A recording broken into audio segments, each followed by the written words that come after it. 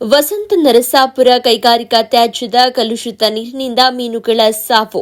ಶಿರಾ ತಾಲೂಕಿಗೆ ಬಾರದಂತೆ ತಡೆದು ರೈತರ ಹಿತ ಕಾಪಾಡಿ ಎಂದ ಎಸ್ಆರ್ ಗೌಡ.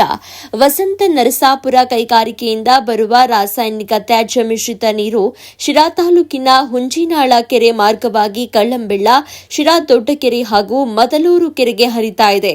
ಈ ಬಗ್ಗೆ ತುಮಕೂರು ಗ್ರಾಮಾಂತರ ಪೊಲೀಸ್ ಠಾಣಾ ವ್ಯಾಪ್ತಿಯಲ್ಲಿ ಕೈಗಾರಿಕೆ ಮಾಲೀಕರ ಮೇಲೆ ತುಮಕೂರು ಗ್ರಾಮಾಂತರ ಶಾಸಕ ಸುರೇಶ್ ಗೌಡ ನೇತೃತ್ವದಲ್ಲಿ ದೂರು ದಾಖಲಿಸಿದ್ದು ಪ್ರಕರಣ ಕೂಡ ದಾಖಲಾಗಿದೆ. ಈ ಕೈಗಾರಿಕೆಯ ತ್ಯಾಜ್ಯ ಮಿಶ್ರಿತ ನೀರಿನಿಂದ ನೆಲಹಾಳ ಸಮೀಪದ ಕೆರೆ ಕಟ್ಟೆಗಳಲ್ಲಿ ಸಾವಿರಾರು ಮೀನುಗಳು ಸಾವನ್ನಪ್ಪಿದ್ದು ರೈತರ ದನ ಕರುಗಳು ಕೂಡ ರೋಗದಿಂದ ನರಳುವಂತಾಗಿದೆ. ರೈತರು ಬೆಳೆದ ಕೆಲ ಬೆಳೆಗಳು ಸಹ ನಾಶವಾಗ್ತಾ ಇವೆ. ಶಿರಾ ತಾಲೂಕಿನ ಕೆರೆಗಳಿಗೆ ತ್ಯಾಜ್ಯದ ನೀರು ಹರಿಯುವುದನ್ನು ತಡೆದಿದ್ದರೆ ರೈತರಿಗೆ ತೀವ್ರ ಸಂಕಷ್ಟ ಎದುರಾಗಲಿದ್ದು ತಕ್ಷಣ ಜಿಲ್ಲಾಡಳಿತ ಈ ಕೈಗಾರಿಕೆಗಳ ಮೇಲೆ ನಿಯಂತ್ರಣ ಹೇರಬೇಕು ಎಂದು ತುಮಕೂರು ಹಾಲು ಒಕ್ಕೂಟದ ನಿರ್ದೇಶಕ ಎಸ್ಆರ್ ಗೌಡ ಹೇಳಿದರು. ಶಿರಾ ನಗರದಲ್ಲಿ ಕಳ್ಳಂಬೆಳ್ಳ ವ್ಯಾಪ್ತಿಯ ಮುಖಂಡರೊಂದಿಗೆ ಕೈಗಾರಿಕಾ ತ್ಯಾಜ್ಯ ಕುರಿತು ಮಂಗಳವಾರ ಚರ್ಚಿಸಿ ಮಾತನಾಡಿದರು. ಕಳ್ಳಂಬೆಳ್ಳ ಮತ್ತು ಶಿರಾ ದೊಡ್ಡಕೆರೆ ನೀರು ಲಕ್ಷಾಂತರ ಜನರ ಜೀವನಾಡಿಯಾಗಿದ್ದು ಶಿರಾ ನಗರದಲ್ಲಿ ನೀರು ಕುಡಿಯಲು ಬಳಸುತ್ತಾರೆ. ವಸಂತ ನರಸಾಪುರ ಕೈಗಾರಿಕೆಗಳಿಗೆ ಬರುವಂತಹ ತ್ಯಾಜ್ಯದ ನೀರನ್ನ ನಮ್ಮ ತಾಲೂಕಿಗೆ ಪ್ರವೇಶ ಮಾಡದಂತೆ ತಡೆಯುವ ಹೊಣೆಗಾರಿಕೆ ತಾಲೂಕು ಆಡಳಿತದ್ದಾಗಿದ್ದು ಶಿರಾ ಕ್ಷೇತ್ರದ ಶಾಸಕರಾದ ಟಿಬಿ ಜಯಚಂದ್ರ ಅವರು ತಕ್ಷಣ ಗಮನ ಹರಿಸಿ ರೈತರ ಹಿತ ಕಾಪಾಡಬೇಕು ಅಂತ ಒತ್ತಾಯಪಡಿಸಿದರು. ಜೆಡಿಎಸ್ ಮುಖಂಡ ಹುಂಜಿನಾಳ ರಾಜಣ್ಣ ಮಾತನಾಡಿ, ವಸಂತ ನರಸಾಪುರದ ಕೈಗಾರಿಕಾ ತ್ಯಾಜ್ಯ ನೇರವಾಗಿ ನಮ್ಮ ಹುಂಜಿನಾಳ ಕೆರೆಗೆ ಬರ್ತಾ ಇರುವುದು ರೈತರಲ್ಲಿ ಆತಂಕ ಮೂಡಿಸಿದೆ. ರೈತರ ದನ ಕರುಗಳಿಗೆ ಈ ನೀರು ಮಾರಕವಾಗಿದ್ದು ಮೀನುಗಳ ಮಾರಣ ಹೋಮದ ಜೊತೆಗೆ ದನ ಕರುಗಳಿಗೂ ರೋಗದ ಸಂಕಷ್ಟ ತಂದಿದೆ. ಇದಲ್ಲದೆ ಹುಂಜಿನಾಳ ಕೆರೆಯಿಂದ ನೀರು ಕಳ್ಳಂಬೆಳ್ಳ ಕೆರೆಯತ್ತ ಹರಿಯುವುದರಿಂದ ಮತ್ತಷ್ಟು ಸಂಕಷ್ಟ ಎದುರಾಗಲಿದೆ. ಈ ಬಗ್ಗೆ ಜಿಲ್ಲಾ ಮತ್ತು ತಾಲೂಕು ಆಡಳಿತ ತಕ್ಷಣ ಎಚ್ಚೆತ್ತುಕೊಳ್ಳಬೇಕು ಅಂತ ಹೇಳಿದರು. ಈ ಸಂದರ್ಭದಲ್ಲಿ ಮುಖಂಡರಾದ ಮಂಜು ಅಂತಾಪುರ, ನೆಲಹಾಳು ನಾಗರಾಜ್, ಹೊಸೂರು ಹನುಮಂತರಾಯಪ್ಪ, ರಮೇಶ್, ಮದ, ಸಿದ್ದೇಶ್, ಬಸವರಾಜು, ದೊಡ್ಡ ಮುದ್ದಯ್ಯ, ಗಂಗಣ್ಣ, ಗೌಡಪ್ಪ, ಚಿದಾನಂದ, ಸುಬ್ಬಯ್ಯ ಸೇರಿದಂತೆ ಹಲವರು ಉಪಸ್ಥಿತರಿದ್ದರು. ಇವತ್ತು ಒಂದು ವಿಡಿಯೋ ಮಾಡ್ಕೋ, ಅದನ್ನ ಇದಕ್ಕೆ ಬನ್ನಿ ನಿಂತ್ಕೊಂಡ್ಬನ್ರಿ. ಆಯ್ತು, ನಿಮ್ದೇನು ತಪ್ಪಿಲ್ಲ, ನಿಮ್ಮ ಬಗ್ಗೆ ನಮ್ಗೇನು ತಕರಾರಿಲ್ಲ.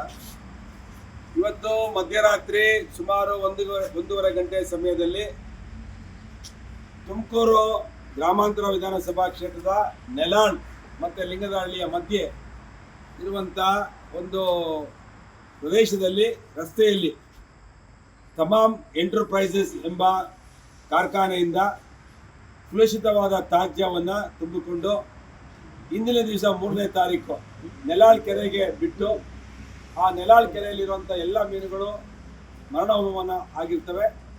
ಇವತ್ತು 4ನೇ ತಾರೀಕು ಬೆಳಗಿನ ಜಾವ ಸುಮಾರು 1:30 ಗಂಟೆಯಲ್ಲಿ CB ಕೆರೆಗೆ ಬಿಡಬೇಕು ಅಂತ ಸಂದರ್ಭದಲ್ಲಿ ಅಲ್ಲಿಯ ಗ್ರಾಮಸ್ಥರು ಇದನ್ನು ಕಾಯ್ತಾ ಕೂತಿದ್ರು.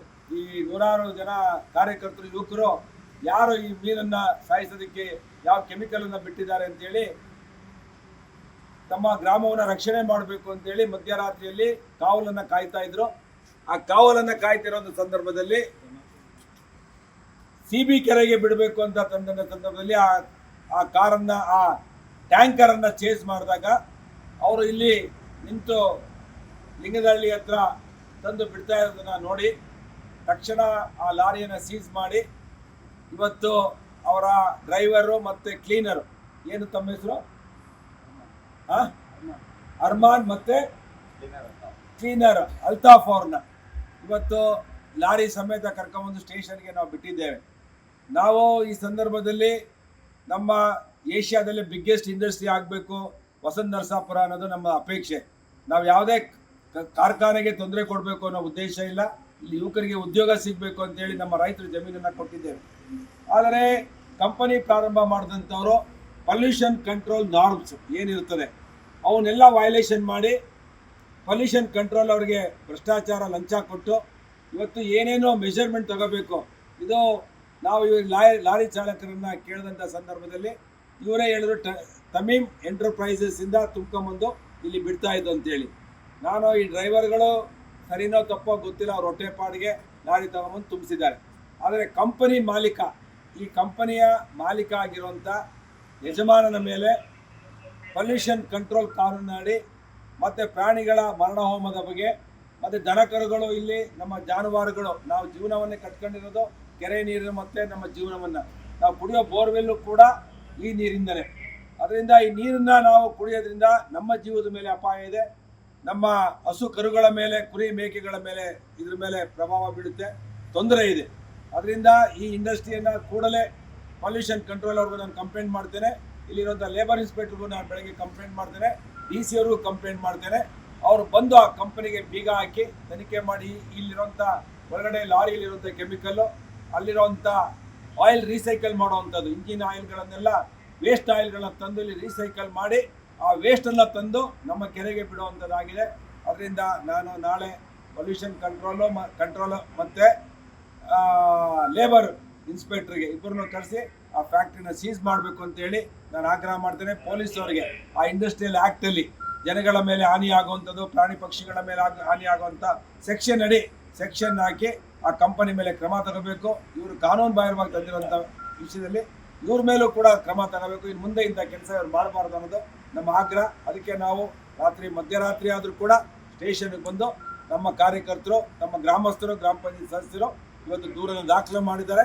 ಸಮಗ್ರವಾದ ತನಿಖೆಯಾಗಿ ಸರಿಯಾದ ಕ್ರಮವನ್ನು ತಗೋಬೇಕು ಪೊಲೀಸ್ನವರು ಮತ್ತು ಪೊಲ್ಯೂಷನ್ ಕಂಟ್ರೋಲರು ಮತ್ತು ಲೇಬರ್ ಮಿನಿಸ್ಟರ್ ಸಂತೋಷ್ ಲಾಯ್ಡ್ ಅವರು ಕೂಡ ಇದ್ರ ಮೇಲೆ ಕ್ರಮ ತಗೋಬೇಕು ಅಂತೇಳಿ ಆಗ್ರಹ ಮಾಡ್ತಾ ಇದ್ದೇನೆ. ನಮಸ್ಕಾರ. ಇಷ್ಟೇ ಕಂಪ್ಲೇಂಟ್ ಕೊಟ್ಕೊಡು.